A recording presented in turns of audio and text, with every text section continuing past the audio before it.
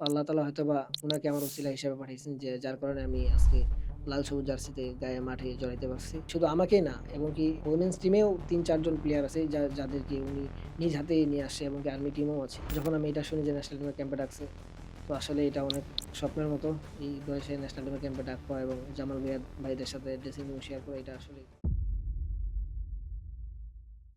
আসসালামু আলাইকুম। Welcome to captain's কলের নতুন পডকাস্ট চ্যাপ্টারে। ক্যাপ্টেন্স কলে আজকের পডকাস্ট চ্যাপ্টারে আমি আপনাদের সাথে রয়েছি জাহিদ হাসান এবং আমাদের আজকের অতিথি রয়েছেন বাংলাদেশ অনূর্ধ্ব-১৯ জাতীয় দলের ফুটবল প্লেয়ার এবং রাইট উইঙ্গার মোহাম্মদ মোর্শেদ আলী। মোর্শেদ ভাই কেমন আছেন? জি, আলহামদুলিল্লাহ। আপনি কেমন আছেন? আছি আলহামদুলিল্লাহ। মোর্শেদ ভাই আজকে আমরা পডকাস্ট রাউন্ডটা ৩ টা ধাপে শেষ করব। সেটা হচ্ছে ফার্স্ট হাফ, সেকেন্ড হাফ এবং লাস্টে থাকবে পেনাল্টি রাউন্ড। ফার্স্ট হাফের ১ম প্রশ্ন সেটা হচ্ছে পঞ্চগড়ের ছেলে সেখান থেকে বেড়ে ওঠা এবং বাংলাদেশ অনূর্ধ্ব-১৯ দলে খেলা। এই সম্পূর্ণ জার্নিটা আপনার কেমন ছিল? কতটা স্ট্রাগল দিয়ে গেছে, কতটা সফলতা পেয়েছেন? বিসমিল্লাহির রহমানির রহিম। আসসালামু আলাইকুম। আসলেই পঞ্চগড় থেকে আসলে এটা একদম হিমালয়কন্যা একদম বাংলাদেশের শেষ প্রান্তে। এটা আসলেই আমাদের যে পঞ্চগড় একটা জেলা আছে এটা কেউ জানেই না। তো এখান থেকে উঠে আসা এতটাও সহজ ছিল না। ফুটবলার হবো এমন চিন্তা ভাবনাও ছিল না। ক্রিকেট ভালোবাসতাম। তো মাঝখানে যে প্রাইমারি যে খেলাগুলা হয় বঙ্গবন্ধু গোল্ড কাপ তো সেখান থেকে আমার পথ চলা শুরু। সেখানে খেলতাম। তো অনেক বড় ভাই বা অনেক যারা সিনিয়র প্লেয়াররা ছিল তারা অনেক পেছন থেকে অনেক করছে যে তুমি ফুটবলটাকেই প্রফেশন হিসেবে নিতে পারো। তোমার সামনে ভবিষ্যৎ অনেক ভালো হবে। তো এইভাবে ওদের কথা শুনে একটু ফ্যামিলিতে অত বুঝতো না, অত করতো না। এভাবে মাঠে আসতাম। খালি পায়ে ১ম এ খালি পায়ে খেলতাম, মাঠে আসতাম। তো এইভাবে করতে তখন যে আমার কোচ যে বিপুল ভাই যে উনি তারপর যত যা কিছু লাগে আমার ফ্যামিলিতে বলে আমার দায়িত্ব নেন। তিনি আস্তে বুট কিনে দেন। এখান থেকে উঠে আসা এবং কি যেকোনো ঢাকায় আসবো বা বিভিন্ন ট্রায়াল হয় যে আসবো এখান থেকে। তো এমন অপশন ছিল না। তো বিপুল ভাই যে আমার কোচ তিনি আমাকে নিয়ে আসতেন এবং আবার নিয়ে যাইতেন অনেক এইভাবেই। আপনার পরিবারের ইচ্ছা কি ছিল? কারণ পরিবারের বাবা-মার সবার ইচ্ছা থাকে যে আমার ছেলে বড় হলে হয়তোবা এই ক্যারিয়ারটা চুজ করবে। আপনার ফ্যামিলির কোনো স্পেসিফিক কোনো ইচ্ছা ছিল কি? জি, আসলে আমার ফুটবল খেলতে দিত না। কারণ বলে ফুটবল খেললে হাত-পা ভাঙতে পারে। মানে ইনজুরির ব্যাপারটা ভয় জি। পেত? তো আচ্ছা। আমাকে বলত যে তুমি ক্রিকেট খেলো। তো আমার ক্রিকেটের প্রতি আগ্রহ ছিল। প্রাইমারি ক্রিকেটে কোন পজিশনে খেলতেন? বোলিং প্র্যাকটিস করতাম বেশি বোলিং। আচ্ছা, আচ্ছা। বোলিং আর উইকেট কিপার আর এটাই। আপনি তো বর্তমানে বাংলাদেশে ন্যাশনাল ১৯ দলে তো রাইট উইঙ্গার হিসেবে খেলতেছেন। জি। তো যখন ওই বঙ্গবন্ধু গোল্ড কাপ বা একদম শুরুর দিকের যে সময়টা, তখনও কি সেম পজিশনেই না, খেলতেন? তখন স্ট্রাইকার খেলতাম। স্ট্রাইকার জি। খেলতেন। আচ্ছা, তো আপনার ফ্যামিলি কোনো স্পেসিফিক কোনো ইচ্ছা ছিল না? না, বলত যে যদি তুমি খেলতে চাও তাহলে ক্রিকেটটা ট্রাই করতে পারো। আপনার অভিষেকের সময়টা কেমন ছিল? মানে আপনার যে ধাপগুলো পার হয়ে আসছেন, সবচেয়ে বেশি মেমোরেবল অভিষেক কোনটা ছিল আপনার? আন্ডার 20 ২০২২ সালের সাফে যে আমাদের অভিষেক হয় আরকি এখানে। আসলে আচ্ছা। অভিষেক এটা আসলেই সবার জন্য এটা মনে রাখার একটা অ্যা সময়। সেটা যদি আমার এইজ লেভেলে বা 16-17 এ হতো তাও হইতো। তখন আমার বয়স 15 তো তখন এই সিনিয়র লেভেলে আমার অভিষেক এটা আসলে মনে রাখার মতো একটা। কিছুদিন আগে দেখলাম আপনি ঢাকা ক্যাম্পে ডাক পেয়েছেন। তো জি। সেইখানে বাংলাদেশের বড় তারকা ফুটবল প্লেয়ার ক্যাপ্টেন জামাল ভাইয়ের সাথেও আপনারা একসাথে ক্যাম্প করলেন, প্র্যাকটিস করলেন, প্র্যাকটিস ম্যাচ খেলছেন। তো কেমন ছিল তার সাথে ১ম সাক্ষাৎ এবং সেই প্র্যাকটিস সময়গুলো? আলহামদুলিল্লাহ যেহেতু আমি 23 তার আগে 23 ক্যাম্পে ছিলাম। এখান থেকে বাদ পড়ছি। একটু খারাপ লাগছে। তো এখান থেকে বাসায় গেছি তো। যখন আমি এটা শুনি যে ন্যাশনাল টিমের ক্যাম্পে ডাকছে, তো আসলে এটা অনেক স্বপ্নের মতো। এই বয়সে ন্যাশনাল টিমের ক্যাম্পে ডাক পাওয়া এবং জামাল ভাইদের সাথে ড্রেসিং রুম শেয়ার করা এটা আসলেই জামাল ভাইয়ের সাথে দেখা হইছে, কথা হইছে। তিনি অনেক কিছু বলছেন। কোন ক্লাবে খেলি না খেলি। কোচ কে, সে কোচের সাথে জামাল ভাই কথা বলছেন। আমার বিষয়ে কথা বলছেন যে আমাকে যেন ম্যাচ টাইম দেওয়া হয়। এইসব বিষয়ে জামাল ভাই অনেক কিছু বলছে এবং যেগুলো আমার ভুল, আমার পজিশনে কি করতে হবে না করতে হবে এগুলা তিনি বলছেন। মানে বলতে গেলে একজন সিনিয়র বড় ভাই থেকে প্রপার যে গাইডলাইনটা সেটা জামাল সেটা ভাই হ্যাঁ, দিছে। জি। এই যে ঢাকা ক্যাম্পের জন্য যে আপনি ডাক পেলেন বা এর আগে যে অনূর্ধ্ব-২৩ এ যে ক্যাম্পে ডাক পেলেন না বা বাদ পড়লেন।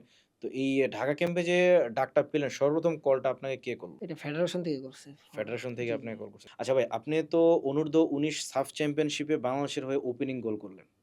কেমন ছিল সে সময়? ভুটানের সাথে ম্যাচ ছিল এটা ওপেনিং গোল এটা অনেক আসলে ওপেনিং একটা গোল এটা আসলে টিমের জন্য অনেক শক্তিদায়ক। ফার্স্ট গোল এটা টিমকে অনেক স্পিড যোগায় এবং কি এটা আসলে ইম্পোর্টেন্ট ম্যাচ ছিল। এই গোলটা অনেক দরকার ছিল। তো আমার গোলটা হওয়াতে টিমের স্পিড বাড়ছে। আসলে এটা অনেক ভালো লাগছে। ফুটবল নিয়ে আপনার ভবিষ্যৎ চিন্তাভাবনা বা কিভাবে চলছে বর্তমানে ফুটবল আপনার?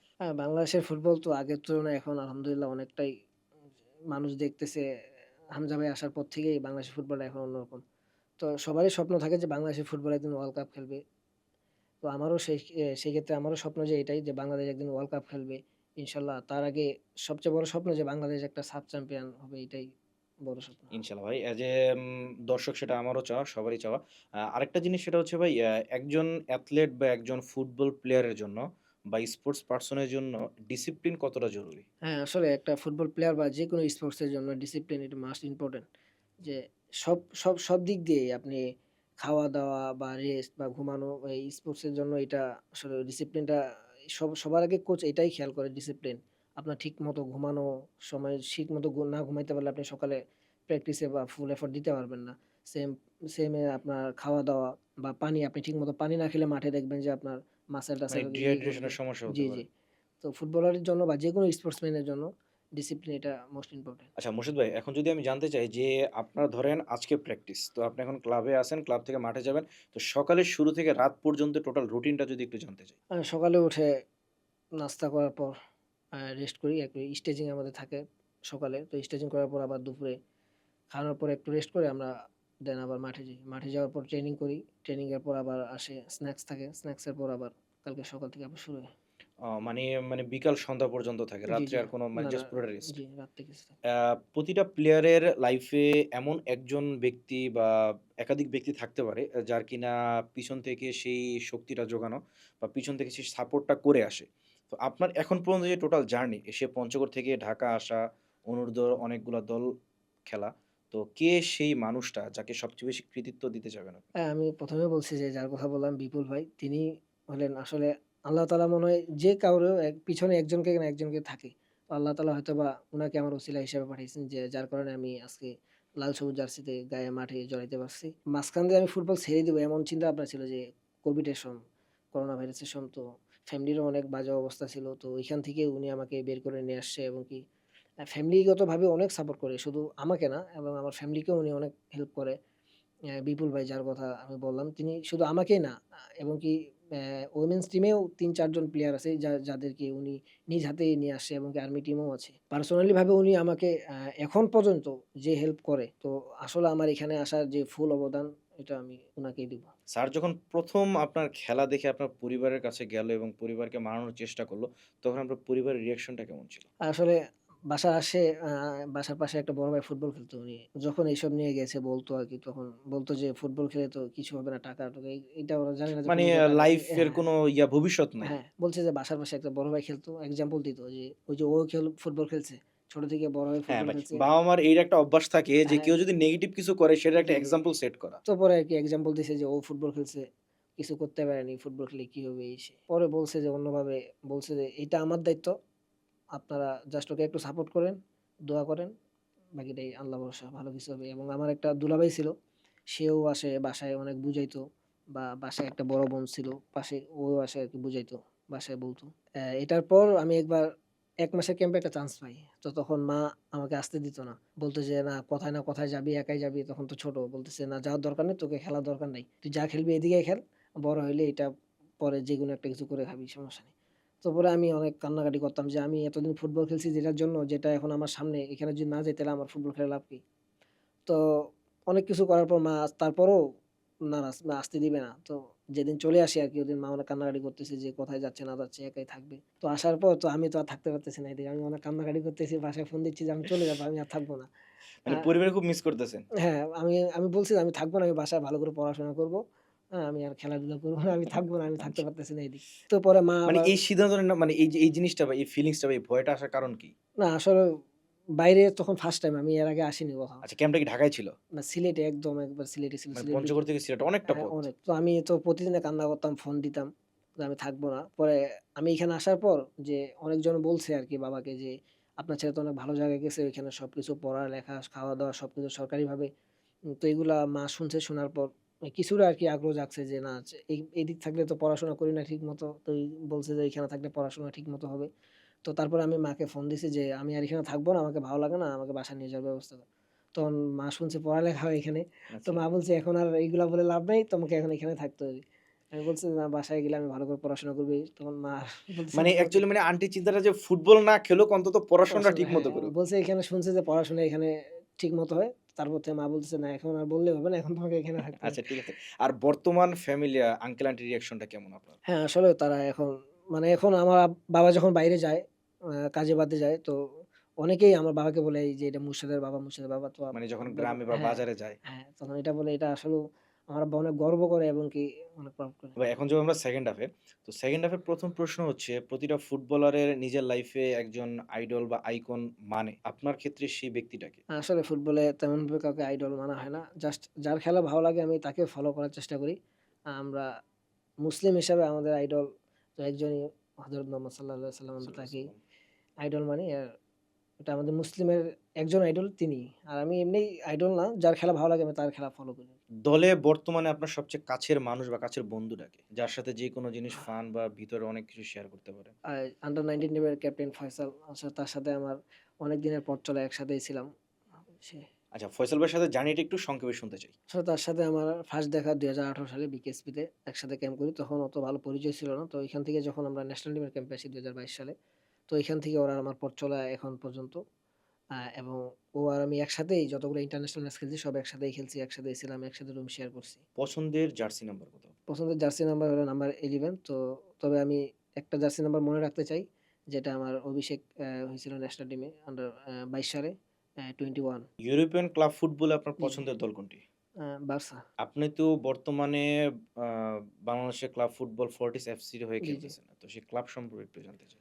১ম এ ধন্যবাদ জানাই ফোর্টিজ এফসিকে তারা তাদের সাথে পথ চলার জন্য আমাকে নেওয়ার জন্য। আসলে আমি মনে করি যে এজ এ ফুটবলার হিসেবে যে যারা উঠতি প্লেয়ার আমার মতো যারা সামনে ভালো কিছু করতে চায় বা করতে চায়, আমি মনে করি যে ফোর্টিস তার জন্য best.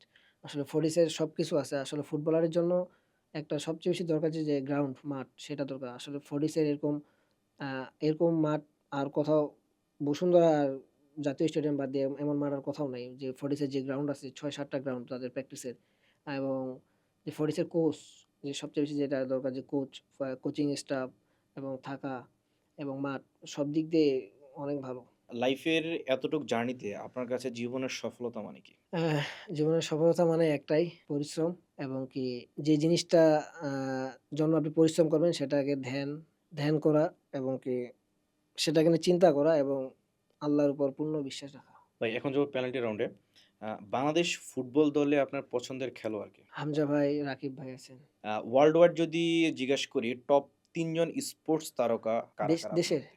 World wide. Messi, Messi, Ronaldo, Neymar, Ronaldo. ফুটবলে আপনার প্রিয় অধিনায়ক? Messi Messi. আর যদি এবং বাংলাদেশের কথা চিন্তা করি? বাংলাদেশে যে মামুনুল ভাই। ফুটবলে আপনার ফেভারিট শট কোনটি? যেহেতু আপনি একজন রাইট উইঙ্গার জি, জি। অবশ্যই ফেভারিট শট আছে আপনার। যেটা বেশি ট্রাই করি ফ্রি কিক। ভুটানের এগেইনস্ট এ যে গোলটা ছিল আরকি ডি বক্সের বাইরে থেকে কাল শট সেটা বেশি ট্রাই করি। সেটা অনেক ভালো আচ্ছা, লাগে এবং এটা চেষ্টা করি। বাংলাদেশ ফুটবল জাতীয় দল ছাড়া পছন্দের ন্যাশনাল ফুটবল টিম। ব্রাজিল। প্রিয় খাবার? পোলাও খেতে বেশি পছন্দ করি এবং কি যখন বাসায় যাই তখন আরকি বিভিন্ন রকমের সালাদ বা ভর্তা। খাবার সম্পর্কে একটা প্রশ্ন করব সেটা হচ্ছে বাসায় তো বর্তমানে খুব একটা থাকা হয় না। জি। বিভিন্ন ক্যাম্প, ক্লাবের খেলা, বিশেষ সময়ে ক্লাব এবং টিমের সাথে থাকা হয়। তো আন্টির হাতের রান্না কতটা মিস করেন? আসলে আমি খাওয়ার দিক দিয়ে একটু অন্যরকম আরকি। বাইরে অত সহজে যেকোনো বাইরে দেশে গেলেও আমি একটু খুব কম মানে ওইসব খাবার একটু খুব কম খেতে পারি। এজন্য বাসার খাবারটা বিশেষ করে এই সময় মিস করি। এমনকি বাসায় গেলে অবশ্যই যেটা খাবার পছন্দ করি সেটা মাকে বলি, মা সেটা রান্না করে দেয়। বাসার খাবার আর একটা প্লেয়ারদের যে খাবার সেটা আসলে সেম না। প্লেয়ারদের অনেক কিছু অনেক খাবারে অনেক কিছু কম থাকে। মানে আসলে অনেক মিস কিছু করি। মেইনটেইন করে জি, বুঝে জি। শুনে মেপে খাওয়া লাগে। তো এই দিক দিয়ে আমি আসলে বাসার খাবার অনেক মিস করি এবং মায়ের হাতের খাবার অনেক মিস করি। পছন্দের ঘোরার জায়গা বাংলাদেশে? বাংলাদেশে ঠিক তেমনভাবে ঘোরা হয়নি। তো আমি বলব যে পছন্দের যদি ঘোরার জায়গা থাকে সেটা হলো আমার নিজের জেলা পঞ্চগড়।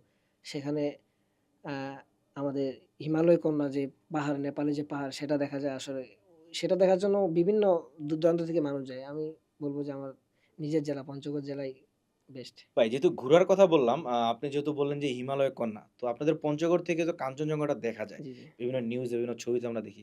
তো এই জিনিসটা কখনো কি নিজের চোখে দেখার মতো সময় হয়েছে আপনার? না আসলে আমি দেখিনি এটা আমি দেখছি যে যখন আমি ভুটান যাই, তো তখন আমি যখন প্লেনে থাকি তখন আমি দেখছি সেটা কাছ থেকে কিন্তু এখনো নিজের জেলা থেকে এটা এখনো দেখা হয়নি। তো ইনশাআল্লাহ এবার বাসায় গেলে সেটাই আগে দেখতে যাবো আচ্ছা ইনশাআল্লাহ। এটা মানে বছরের কোন সময়টায় বেশি স্পষ্টভাবে দেখা যায়? এটা আসলে যখন শীত থাকে, ঠান্ডার সময় তখন একদম স্পষ্টভাবে বোঝা যায়। অসংখ্য ধন্যবাদ মোর্শেদ ভাই আমাদের আমন্ত্রণে আমাদের পডকাস্ট চ্যাপ্টারে আসার জি। জন্য। ধন্যবাদ জানাই ভাই আপনাকেও যে আমার মতো একটা ক্ষুদ্র প্লেয়ারকে আপনারা ইনভাইট করছেন। থ্যাংকস জানাই যে ক্যাপ্টেন স্কলকে যে আমাকে এখানে ইনভাইট করার জন্য। Thank you. ধন্যবাদ সবাইকে আমাদের সাথে থাকার জন্য। ইনশাআল্লাহ দেখা হবে পরবর্তী পডকাস্ট চ্যাপ্টারে পরবর্তী কোনো নতুন অতিথির সাথে। আসসালামু আলাইকুম।